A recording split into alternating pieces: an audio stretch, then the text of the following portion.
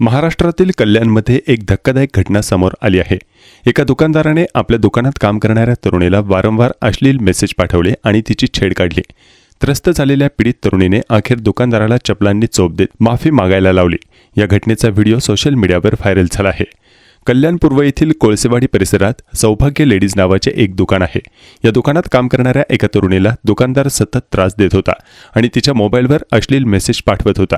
शेवटी या छळाला कंटाळून पीडितेने दुकानदाराला धडा शिकवायचं ठरवलं। मिळालेल्या माहितीनुसार दुकानदार भुवन भराडिया हा पीडित तरुणीला अश्लील मेसेज पाठवत होता। तरुणीने ही बाब आपल्या कुटुंबाला सांगितल्यानंतर कुटुंबीय आणि मनसेचे काही पदाधिकारी दुकानात पोहोचले आणि दुकानदाराला जाब विचारला। या घटनेचा एक व्हिडिओ सध्या सोशल मीडियावर व्हायरल होत आहे। या व्हिडिओमध्ये पीडित तरुणी दुकानदाराला चपलांनी मारताना दिसत आहे, तर दुकानदार तिच्या पायांवर पडून माफी मागताना दिसत आहे। आता या गंभीर प्रकरणी पोलीस काय कारवाई करतात याकडे सगळ्यांचे लक्ष लागले आहे।